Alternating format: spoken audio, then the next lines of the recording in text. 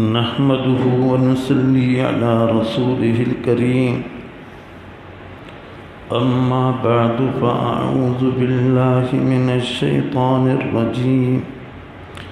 बिस्मिल्लाहिर रहमानिर रहीम। Is तमशी उख्तुका फ़तक़ूलु हल अदुल्लुकुम अला मन यकफ़ुलुहु फ़रजअनाक इला उम्मिक कई तक़र्र ऐनुहा वला तहज़न वक़तल्त नफ़्सन फ़नज्जयनाक मिनल ग़म्मि वफ़तन्नाक फ़ुतूना फ़लबिस्त सनीन फ़ी अहलि मदयन सुम्म जि'त अला क़दरिन या मूसा। नसाई शरीफ की तवील हदीस मूं अर्ज़ कयो त आहे जंहिंमें सैयदना हज़रत मूसा अलैहिस्सलाम जे पैदाइश खां विलादत खां वठी आख़िर ताईं तफ़सील आहे। क़ुरान करीम में सूरत ताहा ऐं सूरत क़सस में बि आहे। उन जी मज़ीद वज़ाहत सूरत नसाई शरीफ में आहे। त कल्ह मूं अर्ज़ कयो त जॾहिं ऐलान थी वियो हज़रत मूसा अलैहिस्सलाम लाइ त हिननि खे गिरफ़्तार करे क़िसासन क़त्ल कयो वञे, जो हिननि हिकिड़े क़िब्तीअ खे क़त्ल कयो आहे, त कंहिं मशवरे वारे चयो त अवां हितां निकिरी वञो। त हुननि त कारिंदा मुक़ररु कया हुआ वॾनि शाहिराउनि ते, वॾनि रस्तनि ते पाण के मख़फ़ी रस्ते सां मिस्र मां निकिरी विया। हालांकि पैदाइश खां वठी हेसी ताईं इंतिहाई नाज़ो नेमत में निपना हुआ। फ़िरौन वटि निपना हुआ, कॾहिं तकलीफ़ पेर में कंडो कोन लॻो ऐं कॾहिं ॿाहिरि कोन निकिता त हीउ सफ़रु ॾुखियो त हो, लेकिन दुआ घुरियूं असा रब्बी ऐं यहदीअनी सवा अस्सबील, त अल्लाह मूंखे सहुं रस्तो सिधी वाट ॾसींदो। चुनाचे ईअं निकिरी पिया ऐं वेंदे अची ॾिठूं त हिकिड़ो खूह आहे। उन खूह ते माण्हू पाणी भरीनि पिया खूह मां ऐं हिकिड़ियूं ॿ नीगरियूं आहिनि जिन सां ॿकरियूं आहिनि ऐं उहे हिकु पंहिंजे ॿकरियुनि खे हिकिड़े पासे बीहारियो बीठियूं आहिनि। इहो मदीन जो इलाइक़ो आहे। इहो तवील सफ़र जेको 18 मंज़िलूं थियनि थियो, उते पाण पहुता। पाण ॾिठूं त अजीब ॻाल्हि आहे, हीअ जवान माण्हू पाणी भरीनि पिया, हीअ 2 छोकिरियूं साइड ते आहिनि। तो उन्हनि खां पाण पुछियऊं तव्हां अलॻि सां पंहिंजे जानवरनि खे बीहारियो बीठियूं आहियो? त उन्हनि चयो त हीअ मर्द आहिनि ऐं असीं चाहियूं थियूं त असां हिननि खां अलॻि रहूं। ऐं जॾहिं पाणी ही पंहिंजे जानवरनि खे ढाराए प्यारे हितां वञनि त पोइ जेको बचियल पाणी आहे सो पंहिंजे ॿकरियुनि खे प्यारे वञो। असांजो को भाउ कोन्हे, वालिद साहब कुराड़ो आहे। त चुनाचे हज़रत मूसा अलैहिस्सलाम उन्हनि सां इहो ताउन कयो जो उन्हनि खे उन्हनि जे ॿकरियुनि खे पाणी मुहैया खूह मां कढी ॾिनई ऐं उहे ॿकरियूं ढापी वयूं ऐं हीअ पंहिंजे ॿकरियुनि खे वठी रवानियूं थी वयूं। हज़रत मूसा अलैहिस्सलाम जिन उते हिकिड़ो वण हो, वण जे हेठां वेही रहिया ऐं दुआ घुरियूं रब्बि इन्नी लिमा अंज़लत इलैया मिन ख़ैरिन फ़क़ीर। छाकाणि जो जॾहिं खां निकिता हुआ हेसी ताईं कई ॾींहं गुज़रिया, लेकिन खाधो पीतो कुझु कोन हो। इन करे दुआ घुरियूं त रब जेको बि ॾींहुं रब्बि इन्नी लिमा अंज़लत इलैया मिन ख़ैरिन, जेको बि खाइण जे लाइ ॾींहुं त अता फरमा, ऐं उन जो ज़रूरत में आहे फ़क़ीरुनि, पाण खे फ़क़ीर चयूं। रब्बि इन्नी लिमा अंज़लत इलैया मिन ख़ैरिन फ़क़ीर। ऐं वण जे हेठां वेही रहिया। ही जल्दी पंहिंजियूं ॿकरियूं काहे जॾहिं पंहिंजे वालिद वटि पहुतियूं त वालिद खे हैरत थी त एतिरो जल्दी, त उन्हनि सॼो किस्सो ॿुधायो त पाण फरमायूं त पोइ इनखे एहसान जो बदिलो ॾियणु घुरिजे त हिकिड़ी नियाणीअ खे मोकिलियूं त तव्हां हुनखे सॾे अचो। त उहा नियाणी पहुती ऐं इज़हार कयूं त असांजो वालिद साहिबु अव्हांखे सॾे पियो। त पाण चयूं त ठीकु आहे, अव्हां पुठियां रहो ऐं अॻियां थो थियां, अलबत्ता पुठियां तव्हां मूंखे रस्तो ॿुधाईंदियूं हलिजो। हुते पहुता, हज़रत शुएब अलैहिस्सलाम सां मुलाक़ात थी। हज़रत शुएब अलैहिस्सलाम खे कारगुज़ारी ॿुधायूं रस्ते जी। हज़रत शुएब फरमायो ला तख़फ़ नजोत मिनल क़ौमि ज़ालिमीन, अव्हां घबरायो न, हाणे ज़ालिम क़ौम खां अव्हांजो छुटकारो थी वियो आहे, छाकाणि जो हीउ मुल्क फ़िरौन जे ज़ेरे तसल्लुत कोन्हे, उनजी हिते हुकूमत बि कान्हे, उनजा हिते माण्हू बि कोन्हे। पोइ इकराम थियो। उन्हनि ॿिनि नियाणियुनि मां हिकिड़ी नियाणीअ पंहिंजे पीउ खे चयो या अबत इस्तअजिरहु इन ख़ैर मन इस्तअजरतल क़वियुल अमीन, अव्हां हिनखे पाण वटि अजीर बनायो, मुलाज़िम करे रखो। एसी ताईं ॻाल्हि त ठीकु हुई, लेकिन उन सां गॾु चयूं त इन ख़ैर मन इस्तअजरतल क़वियुल अमीन, अजीर उहो हुजे जंहिंमें ॿ सिफ़तूं हुजनि, हिकिड़ो त सघारो हुजे, कवी हुजे, ॿियो अमानतदार हुजे। सघारो हुजे यानी उन फ़न खां वाक़िफ़ हुजे, उन जो माहिर हुजे, ऐं ॿियो अमानतदार हुजे। गोया उन इहे चयो त हीउ सघारो बि आहे, ताक़तवर आहे, ऐं उन सां गॾोगॾु अमीन बि आहे। त हज़रत शुएब अलैहिस्सलाम खे जेका फितरी वालिद खे गैरत थींदी आहे, सा कुझु गैरत आई त हीउ कीअं हिकिड़े अजनबी माण्हूअ जे मुतालिक़ एतिरो जल्दी फ़ैसिलो पई करे त हीउ कवि आहे। उनखे इहो तरह नान मुनासिब लॻो, उनजे करे पंहिंजी साहिबज़ादी खां पुछियो। उन में वॾा सबक़ आहिनि। असां त नियाणियुनि खे ईअं छॾे था ॾियूं, अगरि कुझु चवनि बि थियूं त फलाणो क्लास में आहे, होशियारु आहे, फलाणो आहे, त तहक़ीक़ कान थी थिए त हीउ छो पई चवे, छा मक़सदु आहे हिन जो। लेकिन हिते हर शइ ते नज़र आहे त कवि जे करे हज़रत शुएब जे दिलि में हिकिड़ी ॻाल्हि खटकी, इन करे रिआयत कोन कयूं, फौरी पुछियूं त तव्हां हिनखे कवि कीअं चयो। चयूं त ॻाल्हि इहा आहे त जॾहिं पाणी पीआरण जो मसइलो आयो त सभिनी खां वधीक ताक़तवर ई साबित थिया जो एतिरो जल्दी ॿकरियुनि खे पाणी पीआरियऊं, इहा इन जे कवि हुजण जो दलील आहे। ऐं अमीन, जॾहिं तव्हां मूंखे हिन ॾे मोकिलियो ऐं मूं हुनखे चयो त मुंहिंजो पीउ अव्हांखे सॾे पियो, त जीअं ई आऊं हुनजे साम्हूं थियुसि त हिननि पंहिंजी निगाह हेठि करे छॾी, ऐं जेसीं ताईं मूं ॻाल्हि पूरी न कई तेसीं ताईं हुनजी निगाह हेठि ई रही। ऐं पोइ मूंखे चयूं त तव्हां मुंहिंजे पोयां थियो, ऐं अॻियां हलां थो, तव्हां पुठियां मुंहिंजी रहबरी करियो, ॿुधायो रस्तो घर जो। त इहो अमीनी माण्हू कंदो आहे जो नज़र न खणे कंहिं ते। हालांकि अजनबी मुसाफ़िर माण्हू इन मामले में वधीक बद एहतियात हूंदा आहिनि, उन्हनि ते शैतानी वधीक हमिलो हूंदो आहे। त हाणे हिते केरु आहे जो एतिराज़ु कंदो ऐं ॾिसी वठां, करे वठां। लेकिन अंबिया अलैहिस्सलाम त मासूम आहिनि, नबूवत हिननि खे मिलणी हुई, ऐं नबी शुरू खां मासूम हूंदा आहिनि। त हज़रत शुएब खे इत्मिनान थियो त वाक़ई ही कवी बि आहे, अमीन बि आहे।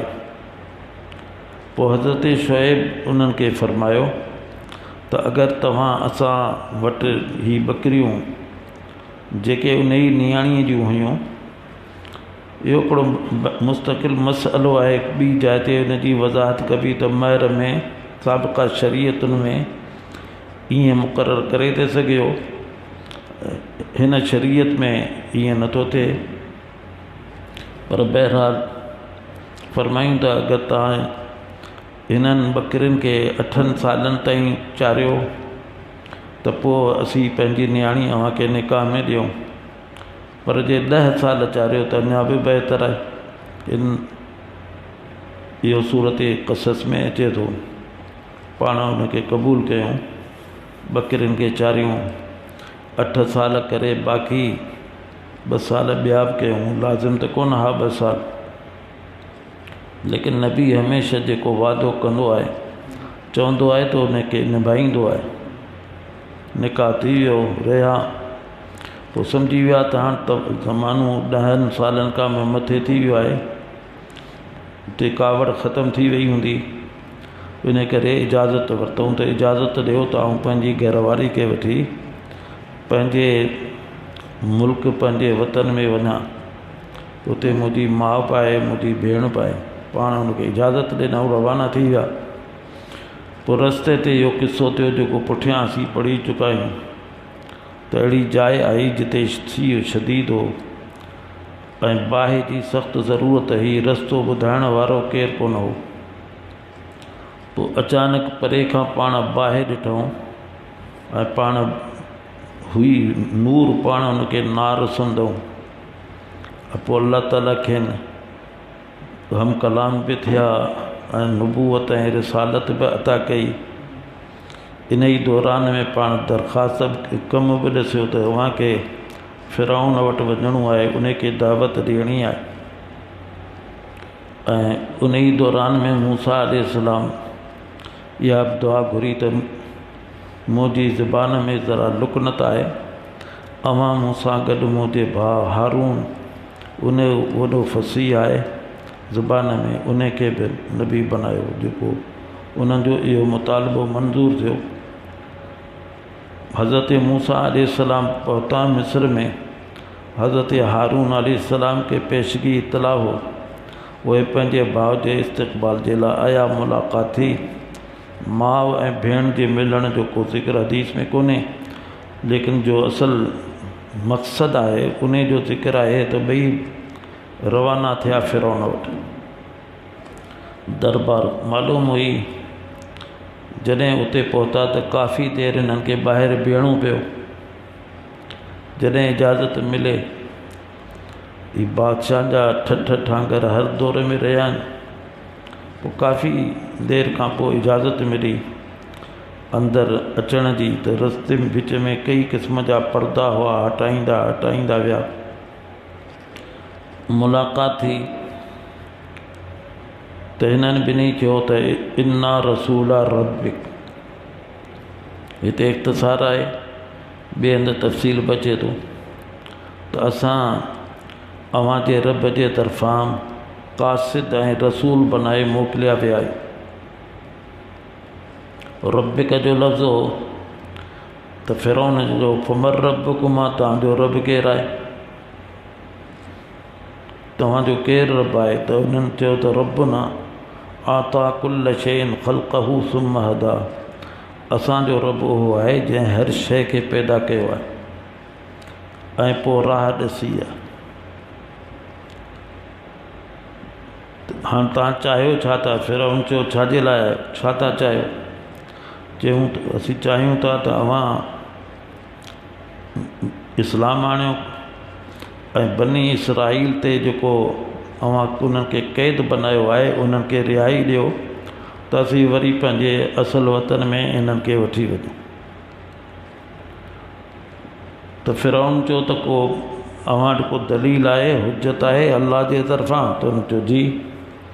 उहा लठ हज़रत मूसा अलैहिस्सलाम उछलाई त वॾो नांग थी वियो ऐं फ़िरौन ॾे उहो नांग जो डोड़ियो त फ़िरौन डिॼी पंहिंजे जेको पलंग हो, तख़्त हो, उन जे हेठां लिकी वियो ऐं फ़रियाद कई मूसा अलैहिस्सलाम खे त हिनखे वठो।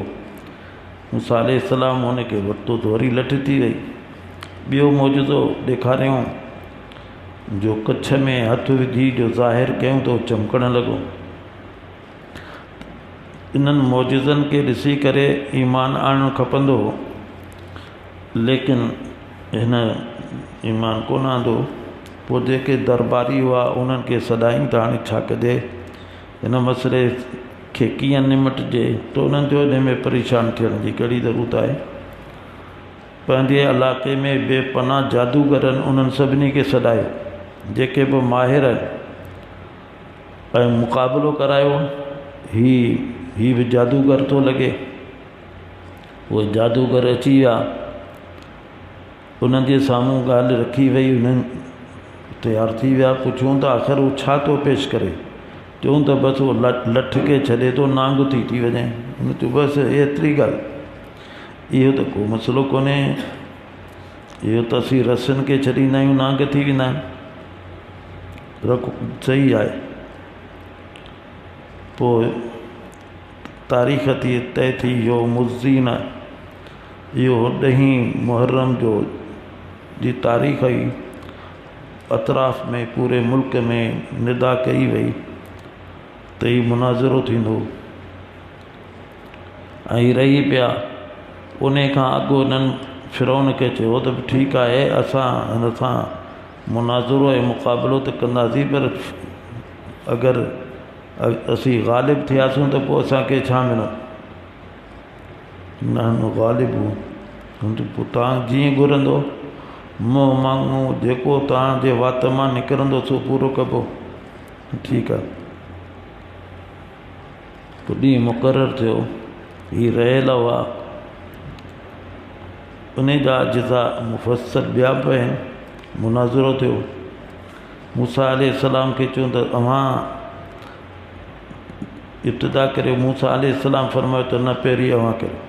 त उन्हनि वटि रसियूं हुयूं, लठियूं हुयूं, त छॾियूं त बेशुमार नांग थी विया, सुरनि पिया, हलनि पिया। थोरो हज़रत मूसा अलैहिस्सलाम खे ख़ौफ़ थियो। फ़अौजस मिनहुम ख़ीफ़ा, ख़ौफ़ फितरी बि थींदो आहे त हेतिरा सारा नांग, ऐं इहो मुनाफ़ी नबूवत कोन्हे। ॿियो इन करे ख़ौफ़ थियो त आउं बि त लठ खे छॾींदुसि, त उहा बि त नांग ई थींदी। त ही माण्हू चवंदा त कहिड़ो कमाल आहे, हिन बि लठ खे नांग कयो, हिननि बि लठनि खे नांग कयो। ही कीअं थियो? ॿियनि खां बरतर, फ़रिश्तादार, रसूल, शायदि ही मसइलो इते ई ख़ल्त रहिजी वञे। अल्लाह ताला फरमा अलक़ या मूसा, ए मूसा पंहिंजी लठ खे छॾियो था। बसि लठ खे छॾियूं त नांग थियो, पर नांग तमामु वॾो थियो, हुनजो वात फाटल हो, ऐं उहो इन्हनि सभिनी नांगनि ॾे वधियो ऐं उन्हनि सभिनी खे हज़म करे वियो। जेॾीमहिल इहा शइ जादूगरनि ॾिठी त बिना कंहिं हुनजे चयूं त आमन्ना बिरब मूसा व हारून। ही जादूगर कोन्हे, ही बरहक़ रसूल आहे, जंहिं जादूअ खे ख़तमु कयो आहे। जादूगर जादूअ खे ख़तमु कोन करे सघंदो आहे। फ़रिश्तादार रसूल अल्लाह जो उहो ई करे सघे थो। ऐं फौरी सजदे में पइजी विया। फ़िरौन खे हिन ते कावड़ पाई त हिननि मूंखां पुछियो तक कोन। बहरहाल उहे सभु मुस्लमान थी विया। उन धमकियूं बि ॾिनी, लौ क़त्तअन अयदीयकुम व अर्जुलकुम मिन ख़िलाफ़। उन्हनि परवाह कान कई। ऐं फ़िरौन पंहिंजी शिकस्त पंहिंजी ॾिसी चुको, फ़िरौन बि ॾिसी चुका हुआ। अल्लाह ताला जे तरफ़ां हुकुम थियो हज़रत मूसा अलैहिस्सलाम खे त हाणे तव्हां बनी इसराईल खे हितां वठी वञो। पाण वठी विया, उनखे हिमत कान थी त रोके सघे। इन ज़मीन में ॿिया तफ़सीली की शादी हुई, उन्हनि खां सोन वरितो वियो, उहो ॿी जाइ ते उनजो तज़किरो ईंदो। उन हदीस में इहो इख़्तिसार आहे। बहरहाल दरियाए नील वटि पहुता त हाणे छा कजे? पुठियां फ़िरौन बि पंहिंजे लश्कर सां अचे पियो त ही सभई घबराइजी विया। बनी इसराईली त हाणे हिकिड़े पासे दरिया था टुपऊं त उन में था ॿुॾूं, तरसूं था त पुठियां फ़िरौन असांखे माफ़ु कोन कंदो। चयूं त इन्ना लमुदरकून, हाणे त असीं चङा फाथासीं।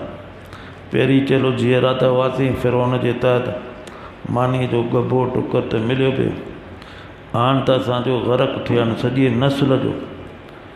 इहे तक़रीबन 6 लख माण्हू हुआ, इहे 6 लख हिकिड़े लम्हे में सभु ग़रक़ थी वञनि, ॿुॾी वञनि, त उन्हनि खे ॾाढो सदमो थियो। इन्ना लमुद्रकूं, अल्लाह ताला मूसा अलैहिस्सलाम खे फरमायो त तव्हां या लठ अथव पाणी खणो, हयूं त 12 रस्ता थी विया, साह में साह पइजी वियो। कबीला बि 12 हुआ, उन्हनि पंहिंजनि मुख़्तलिफ़ रस्तनि ते रवाना थी विया।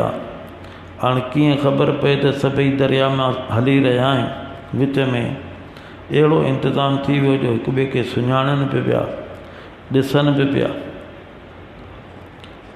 पोइ सॼे जो सॼो जॾहिं काफ़िलो 6 लखनि जो दरिया पार करे हुन किनारे ते पहुतो त फिरौन चयो त हीउ सॼो मुंहिंजे करे त थियो आहे। फिरौन बि दरिया में काहे पियो, वधंदो वियो। उन जा जेके लश्करी हादसे बि वधंदा विया। जॾहिं विच थियो त फिरौन लश्कर समेत ग़रक़ थी वियो। उन पासे जॾहिं हू पहुता, बनी इसराइली जेके मुसलमान हुआ, उन्हनि खे फिरौन जो पोइ बि ख़ौफ़ हो त थी सघे थो फिरौन बचियल हुजे, ॿिया भले ग़रक़ थिया हुजनि पर फिरौन अञा बचियल हुजे, छाकाणि जो हू फिरौन खे रब सम्झंदा हुआ। कंहिं ज़माने में इहा अक़ीदो फ़ासिद ख़तरनाक थींदो आहे, इहो जल्दी ॿाहिरि कोन निकिरंदो आहे। इन करे इहा दुआ घुरियूं ऐं अल्लाह ताला उहा दुआ क़बूल कई। फिरौन जे लाश खे दरिया ॿाहिरि उछलायो, उन जे मुर्दे हुजण खे उन्हनि सभिनी ॾिठो त वाक़ई मरी चुको आहे। पोइ उन्हनि खे साह में साह पियो ऐं पोइ ई मुसलमान अॻिते रवाना थिया। उनजो तफ़सील इंशाअल्लाह सुभाणे अर्ज़ कयूं। वाखिर दावाना अनिल हम्दुलिल्लाहि रब्बिल आलमीन। अल्हम्दुलिल्लाहि रब्बिल आलमीन वल आक़िबतु लिल मुत्तक़ीन वस्सलातु वस्सलामु अला सय्यिदिल अंबियाइ वल मुरसलीन व अला आलिहि व सहबिहि अजमईन। अल्लाहुम्मा नव्विर क़ुलूबना बिल क़ुरआन व ज़य्यिन अख़लाक़ना बिल क़ुरआन व नज्जिना मिनन नार बिल क़ुरआन व अदखिलनल जन्नत बिल क़ुरआन। अल्लाहुम्मा जअलिल क़ुरआन लना फिद दुनिया क़रीना व फिल क़ब्र मूनिसा व अला सिरात नूरा व फिल जन्नत रफ़ीक़ा व मिनन नार सितरन व हिजाबा। अल्लाहुम्मा ज़क्किरना मिन्हु मा नसीना व अल्लिमना मिन्हु मा जहिलना वर्ज़ुक़ना तिलावतहु आना अल-लैल व आना अन-नहार वजअलहु लना हुज्जतन या रब्बल आलमीन। व सल्लल्लाहु तआला अला खैर खल्क़िही मुहम्मद व अला आलिहि व सहबिही अजमईन। आमीन बिरहमतिका।